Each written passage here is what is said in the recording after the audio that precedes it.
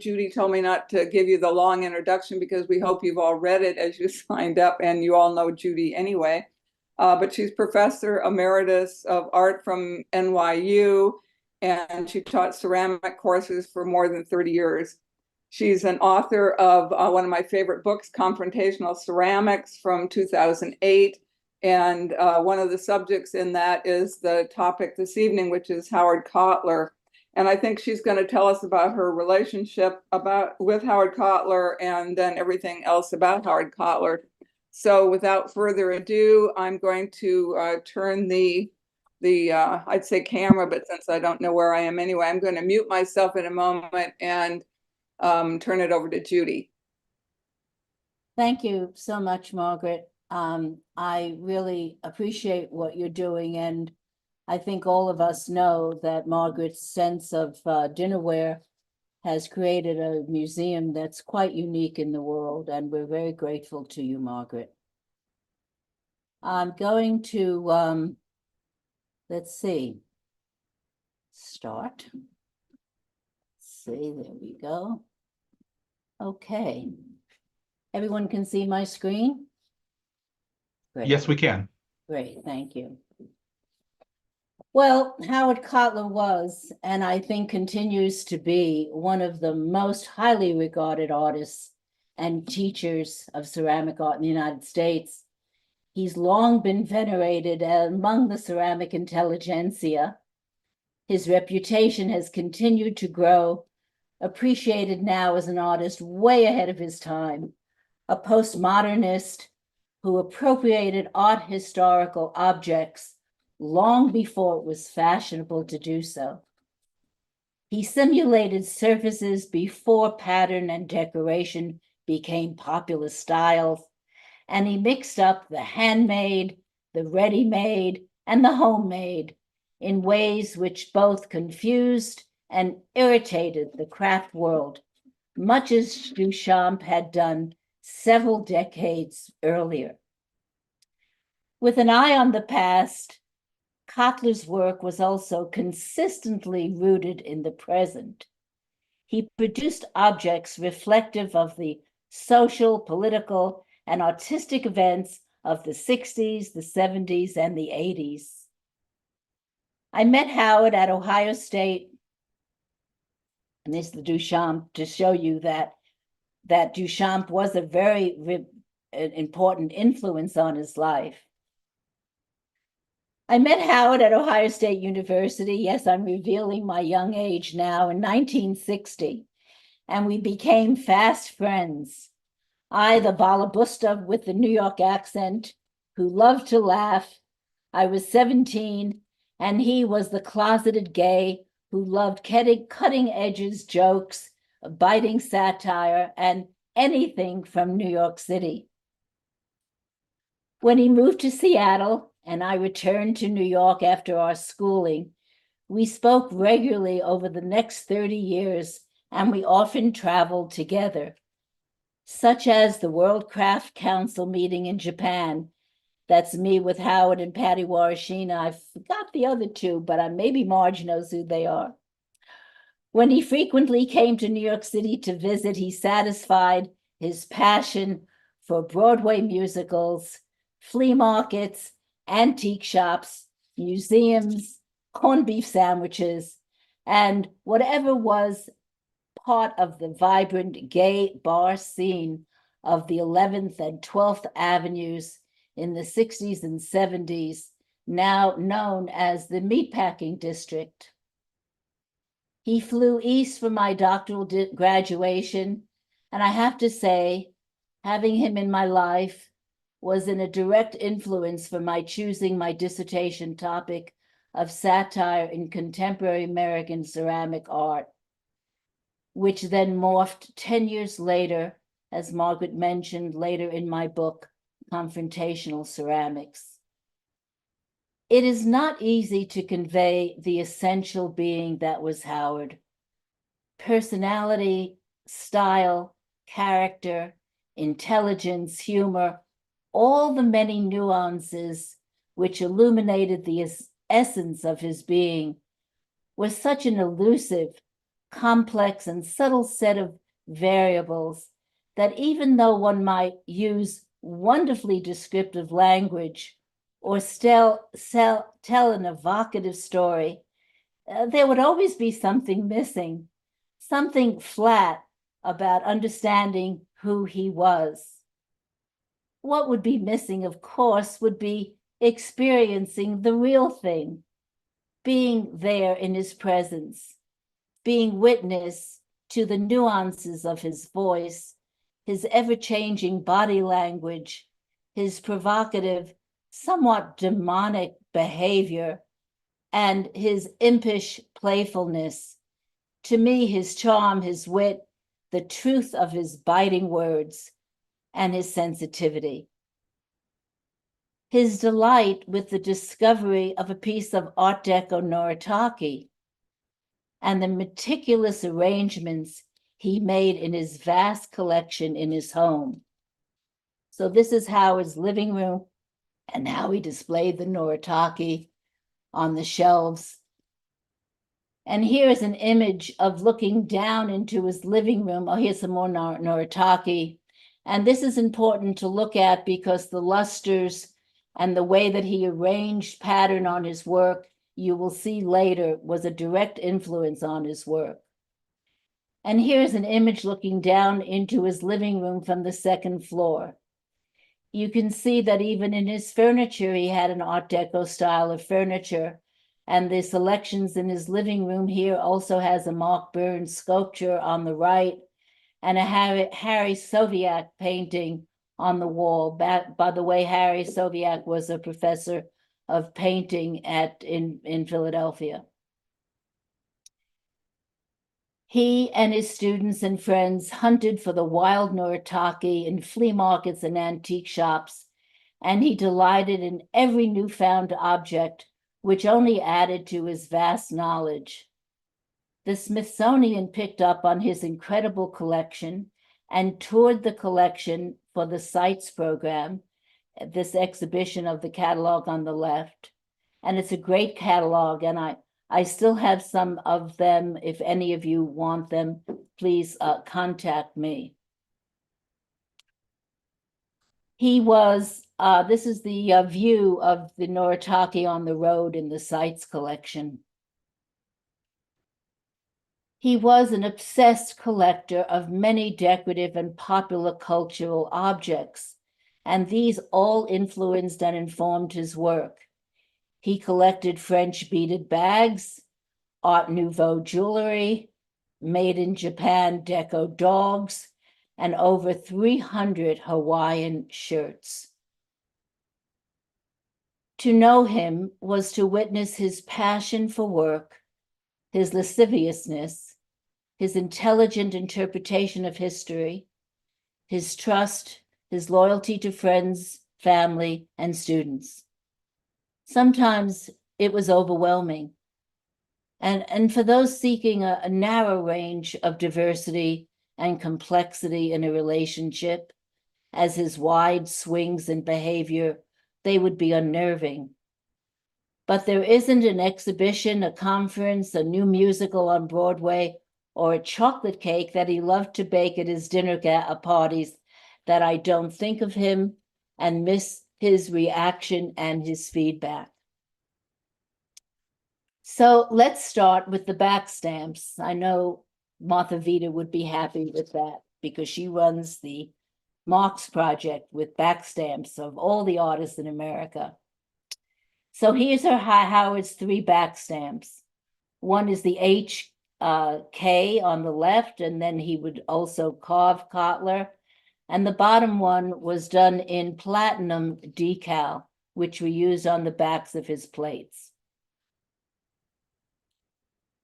Howard was born in Cleveland in 1930, and as an undergraduate at Ohio State, he considered pursuing a degree in optometry. But after one day in clay, he was smitten, and he took that class in his final semester. So he switched to ceramic art, and he re-entered Ohio State and came back into their master's program. He won first prize with the slipcast cat in the Cleveland May Show Mm. And part of his obligation for the prize, he had to produce 1,200 of these cats. And it's amazing how I still find these on eBay, and I'm sure you will too as well. At OSU, he received an MA in ceramics in 56, writing his thesis on the wasted cylinder. This is a form that is a 14th and 15th century Italian apothecary jar designed to maximize shelf space while still allowing the hand to easily slip between the container to remove from the shelf. In 57, he was offered a scholarship for an MFA at the Cranbrook Academy, and there it was where he met Maya Grotel. Her work is on the right. And the work, she was his teacher and an artist who really profoundly influenced his ideas about art and education. He was also a classmate of Toshiko Takezu, and those of you who might be visiting New York might come to the Noguchi Museum because a beautiful retrospective of her work just opened last week at that museum, but I understand it's traveling around the country. But it was also through Grotel that he developed a special appreciation for Art Deco, particularly the Art Deco made in Japan, the Noritake fancy ware, which I just previously showed you. And you will see that really became a significant content in issues in his work. Mainly, the ideas were involved that were in the work evolved from trompe-l'oeil, illusionistic effects, the use of lusters, high art, low art interplays, and absolutely virtuoso craftsmanship. So I'm going to illustrate these points as we move on. After receiving a Fulbright in 58 to study at the Arabia factory in Helsinki, Finland, Howard returned to OSU for a PhD, and it was here that I met him in 1960, as I had previously mentioned, as an undergraduate degree. I had 1 year at Queens College here in New York City. I was a painting major, but as I said, Howard's work, language, friendship, and mentorship turned me on to clay.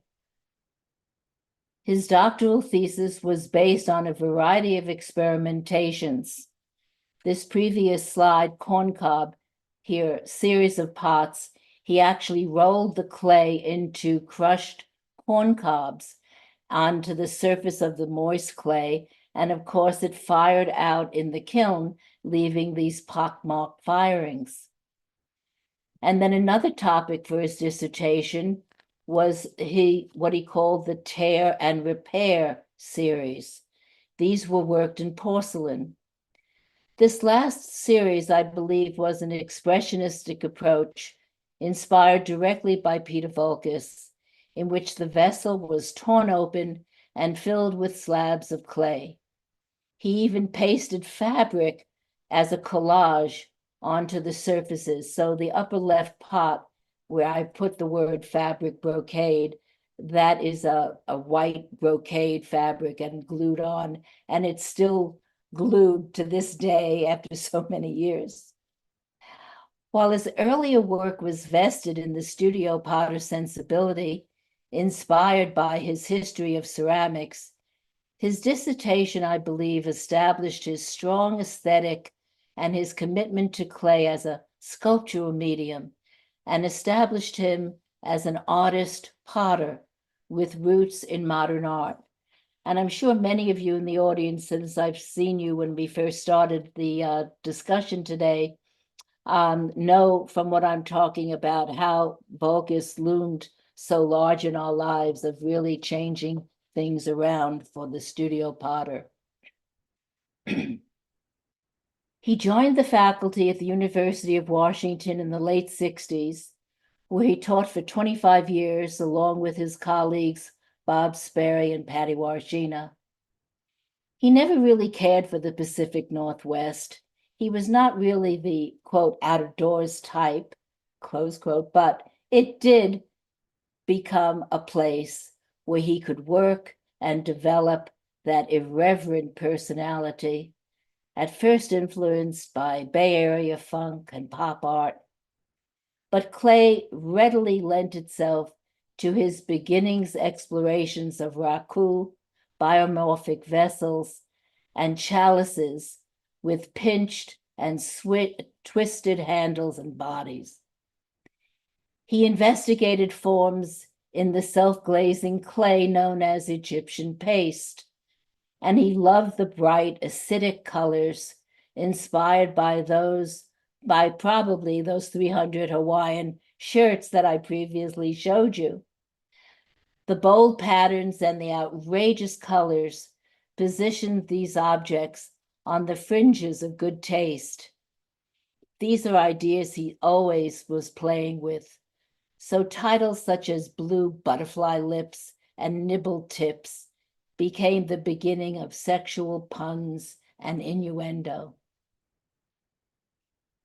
These obvious word puns and sexual references to body orifices, where body parts are stretched and works become tintillating, suggestive references by innuendo. So here you have work such as Hole Grabber, Muff Pot, and Charged Box. These are combined with fur, like the brocade I showed you previously in those tears and repairs. But here he combines low-fire lusters as in Noritake and gives provocative titles which I think psychologically engage the viewer as objects of desire. In the late 60s and early 70s, he experimented with commercially available ceramic decals, which he used in a wallpaper fashion over colored glazes or opaque lusters to not only embellish the surfaces, but to camouflage the forms as well. The forms were inspired once again from his great knowledge of and love for the Art Deco period in the decorative arts and architecture. Typical of these motifs was the use of the Deco waterfall. And these are obviously shafts and balls and lips that reflective of vaginas, and the Deco influences. And you can see some Noritake pots that I can show you that are almost like these here. Here is the famous waterfall kind of shape and very reminiscent of Radio City Music Hall. So you see all these bright, bold patterns. In fact, here is an example of how the Noritake designs influenced his studio work. But then I wanted to show you this perfume bottle, because here is a typical Noritake perfume bottle and the long porcelain stopper used for dabbing on the perfume. So here how Howard has cleverly used that same concept to create this elongated form called blue twist pot. So he has this long shaft sitting comfortably inside the vessel without tipping it over. And it is a very clever way to ship the piece.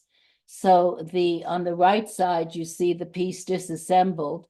The blue shaft fits on top of the black, and then the screw with the two balls on top fit on top of it as though it were the perfume stopper in porcelain. But it was the production of several series of decal plates that truly positions Kottler as a clever, irreverent iconoclast and as a supreme satirist and decalomaniac. It is in this body of work that Margaret felt his plates belonged to a discussion for the Dinnerware Museum.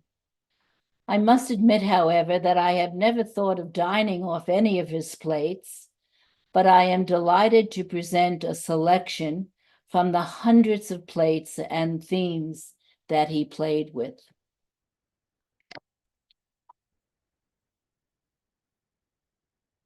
This is a detail of the wood grain box presentation.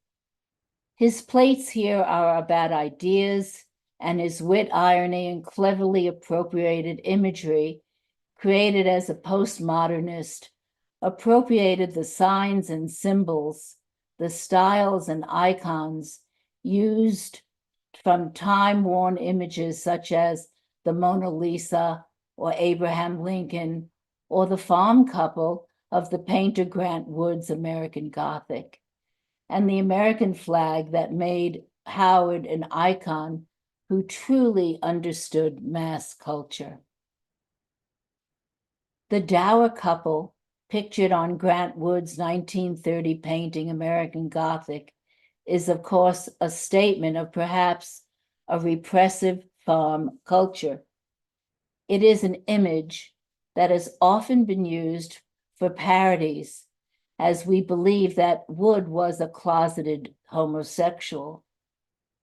Of course, Howard's portrayal is the ultimate when he creates a same-sex couple, replacing the spinster's head with a duplicate of the farmer's in this piece called Lookalikes. Howard appears to be revealing all that might be hiding beneath this Midwestern righteousness. It is particularly fitting that the pitchfork in the painting looks to me like a devil's trident with Howard's within this series. The plates become political, certainly racist, and very, very gay. The silent white majority is a reference to Nixon's call for support from the, quote, great silent majority of my fellow Americans, close quote, that Nixon said during the Vietnam War. In Howard's portrayal, we are looking at his thinking about Nixon's supporters and about those whites who quietly supported racist and segregationist policies. I thought you might be interested to see the decals that Howard used to create these plates. These, of course, are the bread and butter graphics used by the souvenir ceramic industry. If you buy a mug with the Eiffel Tower or the Empire State Building on it, it was applied with a photographic image decal, and these are made of ceramic pigments that are fired onto the surface of the kiln. As a trustee of the Kottler estate, I saved the original box of decals used by Howard that are still filled with the many images he used on his plates. While the company no longer exists, I actually the other night checked up on eBay and looked up Ceramic Corner, and unfortunately they don't exist anymore. But on eBay, I did see some of these vintage decals that are still around, and they're asking quite a bit of money for them. But this is the last of the stash of the decals that Howard used on more than 400 plates. Now for a little sip of brandy. Okay. The next significant series of plates was the American Supperware series. In this series, Howard continues his political and social attacks, but it is now based on the American flag during the Vietnam War. I will divert for a moment to make a quote from Howard because I think it's quite cogent here. He said, quote, "When I first experimented with ceramic decals in 1966, I made my own plates on the potter's wheel, and I used commercial decals. I produced only a few of these hand-thrown plates because I was not satisfied with the combination of handmade with commercial decals. I wanted the precise, streamlined character that industry achieves with porcelain, to reveal its truest translucency, its whitest white and glossiest glaze. It was these qualities which most attracted me to industrial commercial wear, and which I was unable to achieve with any consistency in my own thrown work. The logical step was to use the porcelain glazed blanks from industry. These plates were inexpensive, simple in design, and consistent in their machine perfection. They provided the very characteristics that would enhance the bright colors of commercial ceramic decals, and also come closest to the factory-produced ware, and the coupling of these two products worked perfectly for my purposes. Each plate is again encased in specially made leather pouches, with some aspect of the theme sewn into the design. In this case, the lining of the leather pouch, and all the plates in the series placed in a meticulously housed case that says the American Supperware series. So this is how each flag was particularly cut up and repositioned and titled. Now, you might think, using a decal is like, oh, I have the picture already at hand and all I have to do is put it on a plate. But you can't imagine how many hours it takes to take a little decal and cut it up into different component parts like this. So here, I wanted to go over these particularly because they really are quite important. In the drip dry, which is, I'm sorry, I'm going to start with the do-it-yourself flag kit on the upper left, implying that to put America back together again because America was falling apart. The middle plate is called Exhausted Glory, and it's a stripe with the exhaust of a racing car at the end. And here he was implying that America was exhausted fighting the Vietnam War. The one on the far right on the upper level, a drip dry, was showing the flag is limp, being washed of the blood of war, being hung out to dry.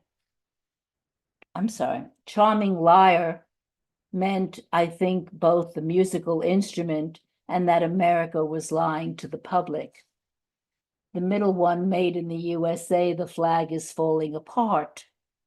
And the last one, Hollow Dream, I think for Howard, what revealed his disillusionment, and perhaps the empty space in the flag is a metaphor for the country with no stars, no stripes, just a memory of what the flag was supposed to signify.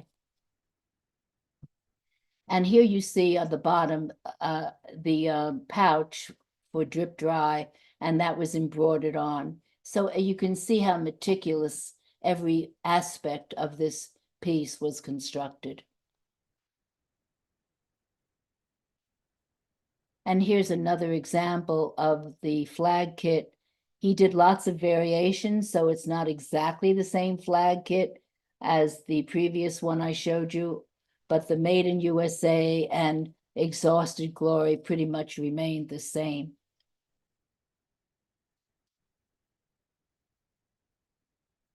Now we're going to the Da Vinci Last Supper series, and it is the removal of shapes in the decals that become a major focus on loss and invisibility, as evident in the Leonardo da Vinci's Last Supper series. In this picture, he took the decal of the painting and skillfully manipulated, cutting away one part or another to reimagine and recontextualize ideas, all in the guise of humor. So instant replay, it's the replay of the Last Supper in the middle of the tablecloth. Normally, if I could hear you giggling or maybe responding, so having you all sort of muted doesn't help me as a speaker, but nevertheless, I'm going to carry on. Reservations for 13 shows that all the men are gone. Out to supper, Christ's figure is gone.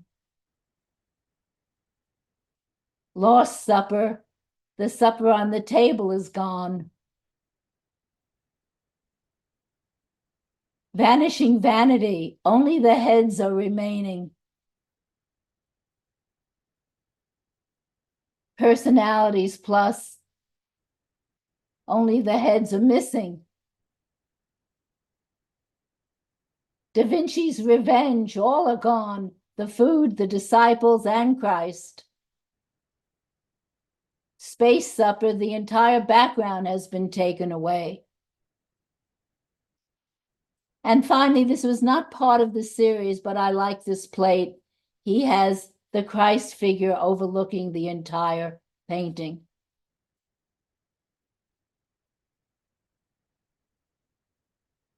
Other series of plates that Howard did was of the Popeware. And the upper right, we have the Bar Mitzvah boy and the golden boy, the golden guy. Now, again, the pouch, this was made of leather and sewn on and broidered on. And the lusterware from the Noritake gold luster, this was a luster gold luster glaze. I tried to take a picture. I didn't have a chance. I wanted to take a picture of the back of these plates, but the back of every plate is covered in platinum, and from the rim over to the edge. And then he used his platinum decal of his name for the signature. Another series had to do with the Madonna Ware series.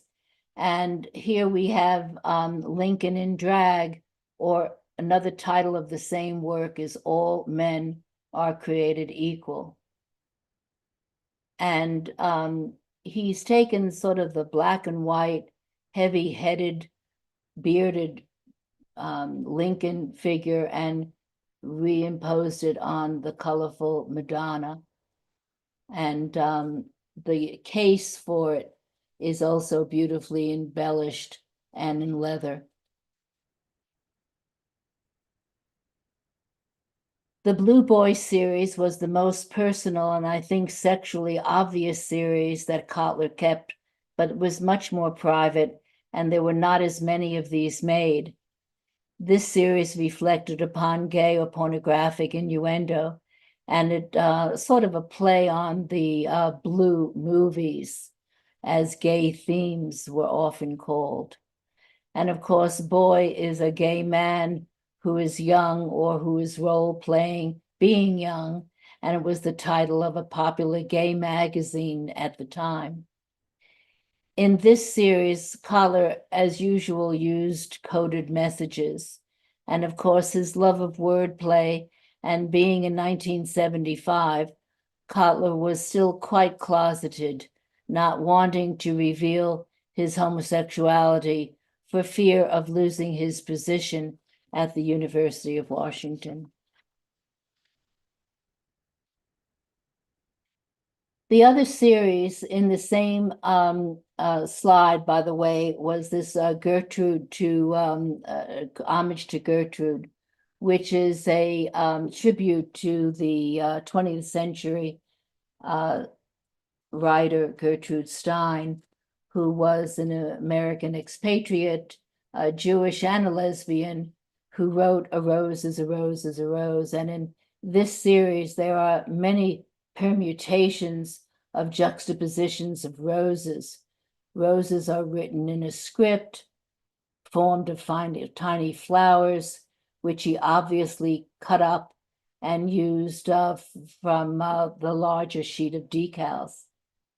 I really have to reiterate how time-consuming process this all was, cutting out these little shapes. It must have been horrendous. All the plates in this series are considerably robust with meaning and filled with innuendo, with wonderful titles and interplay.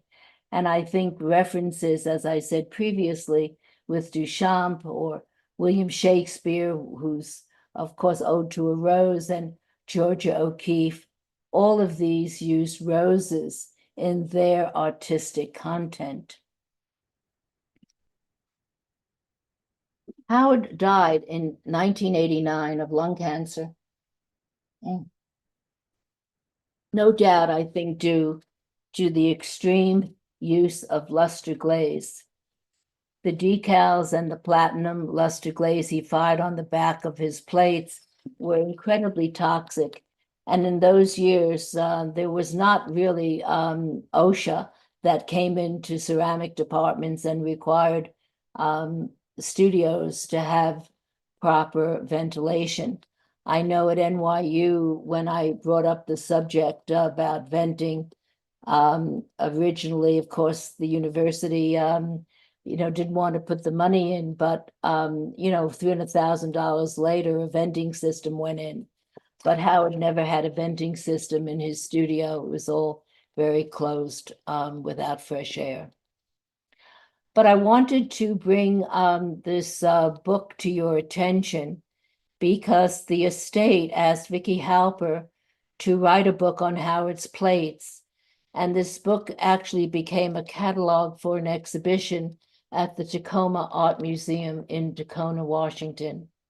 It was published by the University of Washington Press, and I think Vicki did an outstanding job revealing many more captivating details about the plates, which certainly don't have enough time to go into here. But I think you would enjoy them and enjoy her writing. Kottler did more than 400 of these plates, and each one, as I said, painstakingly applied with great energy and heart and soul.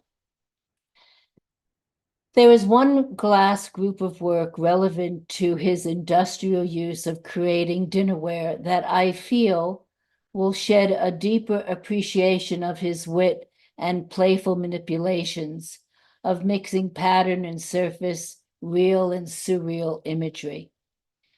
As you might be aware, the manufacturing of dinnerware in factories makes use of plaster molds, in which an original cast is made of a model, and then hollow molds are then created to produce the duplicates.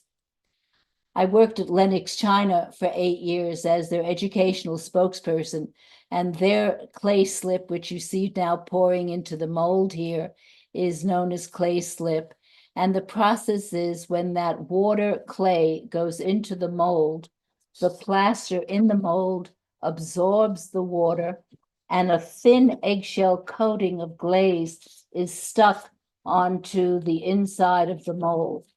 And when a proper thickness is seen, the residue, the excess water or slip is poured out. And what you have is this hollow form, which then is the core of how manufacturers around the world still produce dinnerware and articles for table. But with Howard, it all became turned upside down. He turned the process inside out. So in A Bushel and a Peck, for example, on the left, he presents a ceramic mold with the vessel trapped in the mold, never to be used. The plaster part is actually clay, so he made a cast of the plaster cast, rendering it in clay, and then further confuses the viewer by poking fun at the process, by camouflaging the entire cup, the bird, the mold, all in wood grain, of course, the decal. And the one on the right, Squirrel Heaven, is the same idea. The cup is filled with walnuts and the decals of walnuts across it, but the cup is forever trapped in a mold, but the mold is all ceramic. And then this last piece I'm going to show you is Cup of Light, which I think is just marvelous. The whole thing is hollow, complete reversal of itself, turned upside down onto a stage light. illuminating it all. So I guess what I want, oh, and finally, I'm sorry, this mugshot. This actually was in my book, Confrontational Ceramics. It's a three-dimensional ceramic toy gun, and it's juxtaposed with two-dimensional ceramic decals of the same image over the walls of the cup. The cup is camouflaged by the decals of the toy gun, and a three-dimensional bullet is floating outside of the wall of the cup, although no hole is present where the bullet was supposed to penetrate. So that's the kind of surreal joke that he's playing on us. Howard was a master of making visual verbal puns and creating a small bond between the title and the object. He was an artist who distinctly separated the influence of ceramic artists. He separated himself from Vulcus and Arneson to go his own way. He generated, I think, the super object, using Howard's language, is palace ware, as opposed to folk pottery, where issues of craftsmanship, originality, mass production, and the sociology of the ceramic world commingled. And this is one of the last pieces that he did. And it's based also, it's called Kottler Posing as a Cubist. And the top part on the left with his face facing himself, which he used often with his goatee and his portrait, that comes off. And this is just like the perfume bottle that I showed you on the Noritake perfume bottle. And again, he used his own image. I think another paper ought to be written about artists who use their own image. In this case, the face to vase or face to face, playing again with textures, with shadows, and with lusters. And this is a piece actually in my collection, the back of it and the front of it. It's called Split Personality. It's quite large, and the left is gold luster, and the right is marble decal, but again, all clay, and incredibly worked, because getting these kinds of clean, sharp surfaces in clay is no easy task. Well, that's the end of the lecture on Howard, and because I mentioned I gave this, let's see, yes, I still have a few minutes, I hope. I wanted to show you a little bit about the Ceramic Museum and Ceramic World Destinations that I started about 6 years ago. This is the website for it, and this is the very first page called the About page. But then the CWD map is a world map that gives you now, we're almost close to 4,000 destinations. So if you wanted to, for example, choose a country that you want to go to, in this case, Japan, and then you can go to choose what you want to see in Japan, in this case, a gallery, and then click on it. And you can click on any of these sites and it'll open up to exactly, in fact, where Kate is now, Shigaraki Cultural Park. So you can submit your own destination, and it's a very easy submittal form. And you also have a form that gives you the criteria. But I wanted to also show you the Explore page. And we have various sections in this, 36 hours for traveling the world. And we have exhibition reviews, but we try to do it where we really bring in an international exposure. In this case, that was Brendan Tang's show that was recently here in New York. This is our board, and I have really been enjoying this website. It's been a lot of work, but here's how you can connect with us: submitting a destination, as I showed you before, or further on, you can write for us You can promote your exhibition or events, be a sponsor, follow us on social media, et cetera, et cetera. And so thank you very much. I'm going to now stop the share. And I hope there's some questions, if there's still anybody left. Yes. Okay, let's see. What do I do? Stop the share. That was great, Judy. I really enjoyed that. Thank you so much. That must have been fantastic knowing him, you know? You know, I started to tear up actually when I started to talk about him again, because I have to really say that let's see, do I just undo the stop share? Yeah. No, don't share. Oh, you're fine. You're all set. Yeah, you're good. Okay. I just started to tear up again because it was really, you know, when I start thinking about him, I think of how much joyful times we had together. But he was a pain in the neck too, you know, like all friendships, you know, friendships are all about putting up with everyone's mishigas, as they say, right? Yeah, I was interested, Judy, about your connection. I didn't know the connection between him collecting Noritake and that being a major influence on you, and you are now an authority on Noritake. So Well, you know, you couldn't hang around Howard without collecting for him. In other words, he had all of his students, Mark Burns, everybody, Patty, everyone in the world was scouring the world for Noritake for Howard. And I think that's how he accumulated so much stuff, and he would rejoice in it. You know, you never had to give him anything but just find a piece. But I want to tell you, stalking the Noritake, going into flea stores, flea markets, and you know how it is to search for something.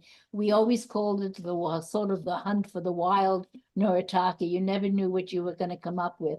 And when you found something, you mailed it to him, and he was just joyous with it. So it all went to him.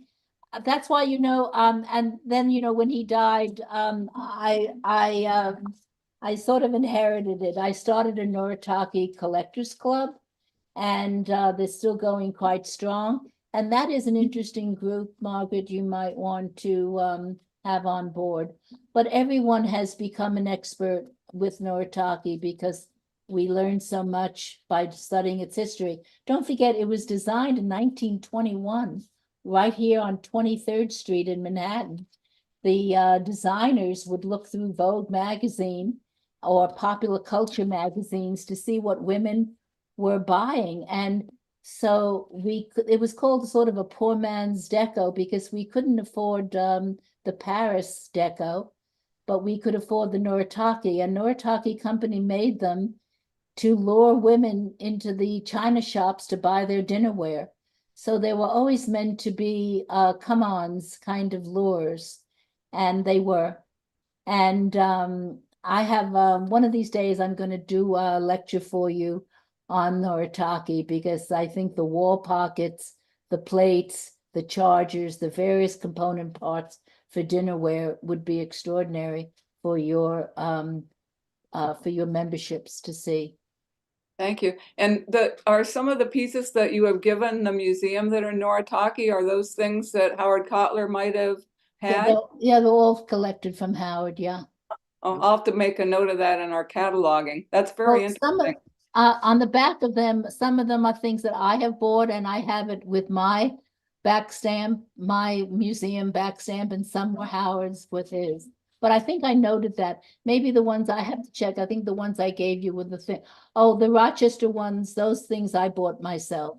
No, but you gave us like a beautiful salad set that has utensils with it. It's very luster and foliated edges and stuff, beautiful things. But I have a question about Howard Kottler before other people chime in with their questions. Okay. And that is, like, when he did the different series with, you know, playing with American Gothic, how many pieces would have been made that were the same? Or did he just do a whole series and everyone was different? Or did he have, there were 100 of these and 70 of these or something? Editions, I guess is the word I want. That is the good question and the most difficult question to answer, because he did so many variations. I think, you know, when like you're crocheting or knitting and you kind of sort of like go off on your own because you want to just improvise. Howard did the same thing. And so, like I showed you, made in the USA, there are like 5 different versions of the flag all falling apart. And so they're all called Made in the USA, but they were different. And to this day, I don't think any of us know how many plates altogether. I have to assume they're well over 400. So it's quite a Different ones? 400 different ones, yeah. Wow. 400 different series. Because I mean, I can't tell you, there were some of them that are with I didn't even show you some of the odd ones. A carriage, a 17th century carriage with a balloon floating into the window of the carriage.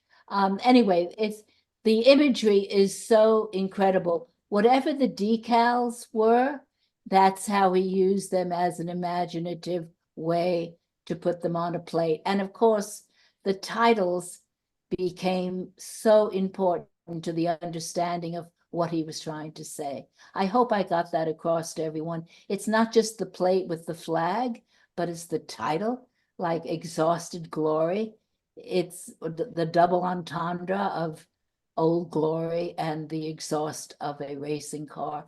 That kind of double meaning is significant to Howard. That was fascinating. And I think too, I was, not that I'm any authority on Howard Kottler, I certainly am not, but as much as I've looked at things, you still showed a number of things I'd never seen before, I hadn't even heard about. So yay for you, Judy. So I didn't show the last 10 years of his life because I didn't want to take too much time and you wanted me to focus on dinnerware. But I have to say, and Marge is in the Seattle area, those larger pieces, many of them are at the Seattle Art Museum, and they were like 12 feet high. Kottler walking, because called Kottler is a cubist, and he's walking a dog, and they're enormously large pieces.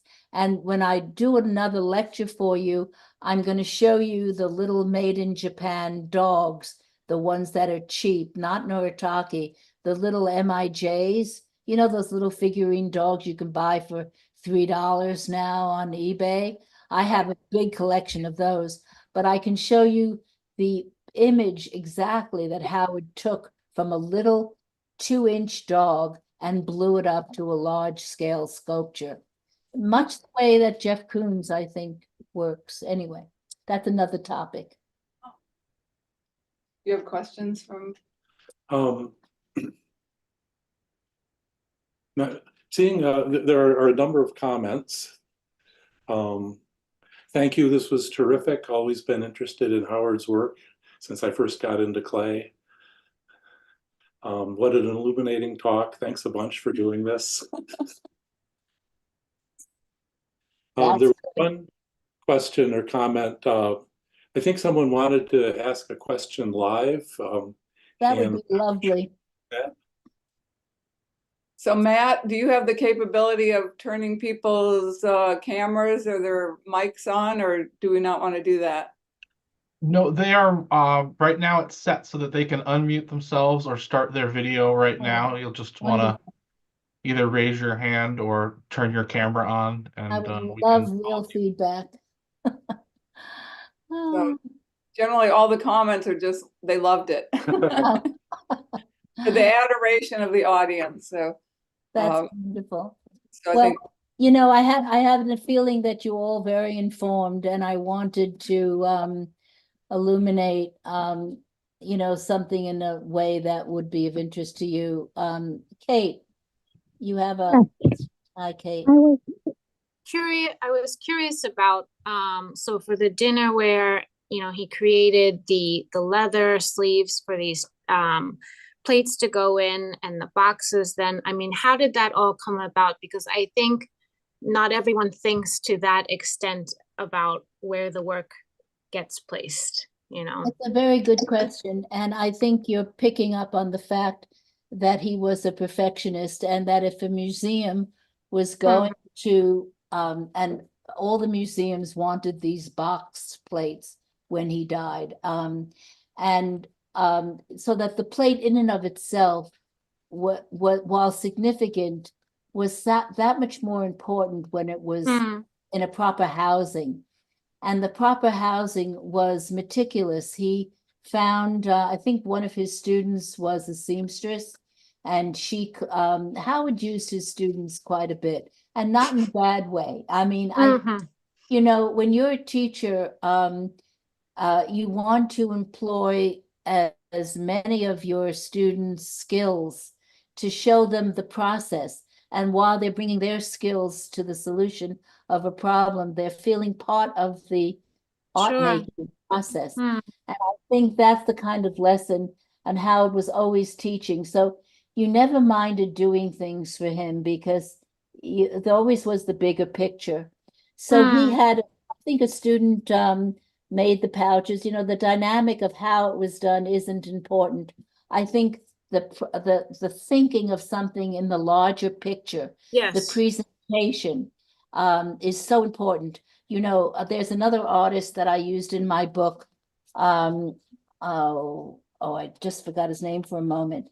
And he goes into the Hermes store, or to Tiffany, and he buys something that he doesn't want just to get the box. And then he presents these porcelain crowns on the box to show this new aristocracy is really about money and power, not about anything else. So it's funny, but that presentation, by presenting a piece of ceramic in the context of a thing that we can recognize, sort of elevates it to a higher, to what Howard called palace ware. And palace ware, I wished we had more people in the field really referring to palace ware. It's like a Fabergé egg, you know, it's palace ware. You know what I'm saying? It goes to the nth degree. And I think as an artist, going to the nth degree to make it perfection on every level, including the presentation, is where it's at. Thank you, Judy. I appreciate that. We have another question. Where is the majority of his 60s and 70s works located? So many people are unaware of his work beyond the plates, and the pots are amazing. Are they mostly in private collections with the estate, or all donated to museums? It would be nice to see a major retrospective, but where is the work? Well, that's also a wonderful question. I mean, and I'd love to answer that. Do I have some time, Aunt Margaret, to? Sure. Yeah, we want to know. You know, Howard, I think, was one of the most savvy artists, along with Kate's question, because this is what he did.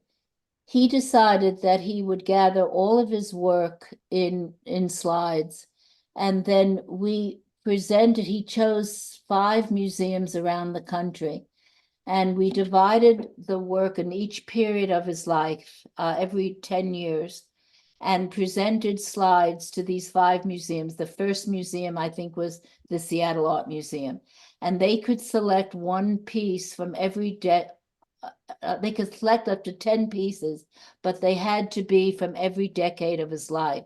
So they automatically had a retrospective, so to speak, of Howard's work. And when you multiply that by 5 museums, or maybe it was 8 museums now around the country, the works were dispersed around the country from every period, the beginning, the middle, and the end.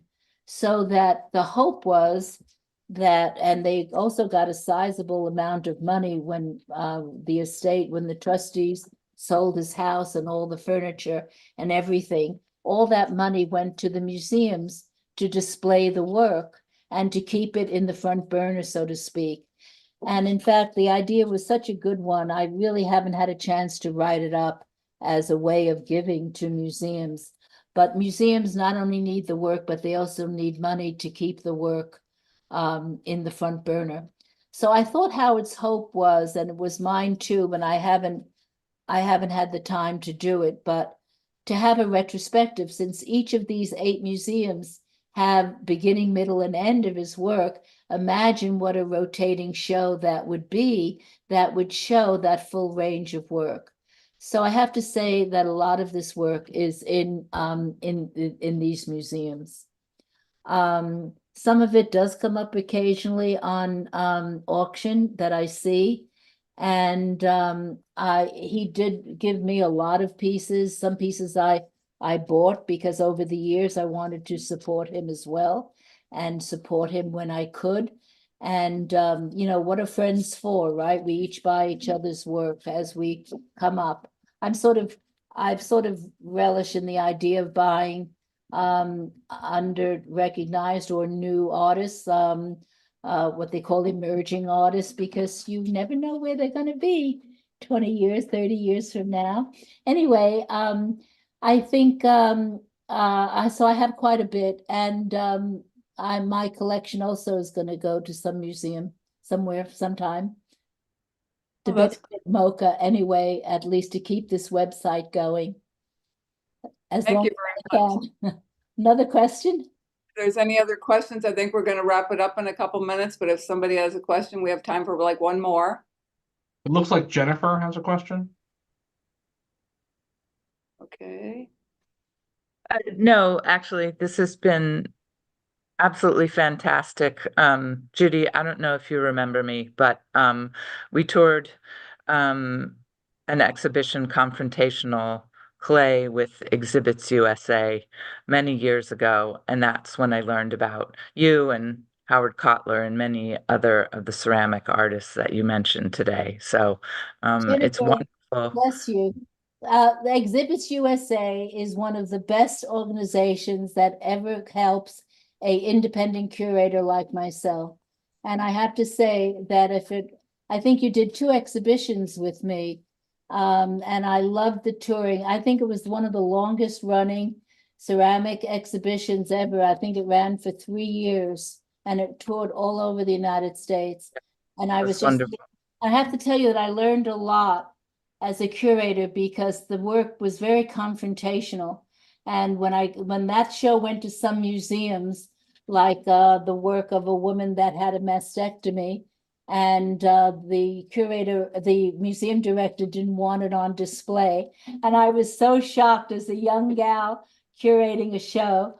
But, you know, Exhibits USA just went right with it. You know, you packed everything up beautifully, and that show ran for 3 years. I'm ever grateful to Exhibits USA. Yeah. Well, it was wonderful to work with you, and that led to my, among other things, being invited to jury an exhibition in Ukraine, in Opishnya. There's a beautiful ceramic museum. It's considered sort of the heart of ceramics in Ukraine. Not open right now, of course, because of the war, but I'll send something to the site about that museum. It's really a beautiful, beautiful place. Really connect with me again, Jennifer, and all of you. I really would like to. You all have traveled and you all love ceramics and you all know great destinations. Please go on the website moca-ny.org and put in a destination around the world that you've loved, and let us make this a true community, ceramic community. And many of you who are here now have contributed to MoCA, and I really have appreciated that very much. Thank you. Thank you, Jennifer. Yep. So Thank I you. think we're going to wrap it up this evening. Thank you very much, Judith. That was just fantastic. And you all know how to get in contact with Judy and myself. So the rest of you all have a good evening, and thank you. See you on May 8th. Thank you, Margaret.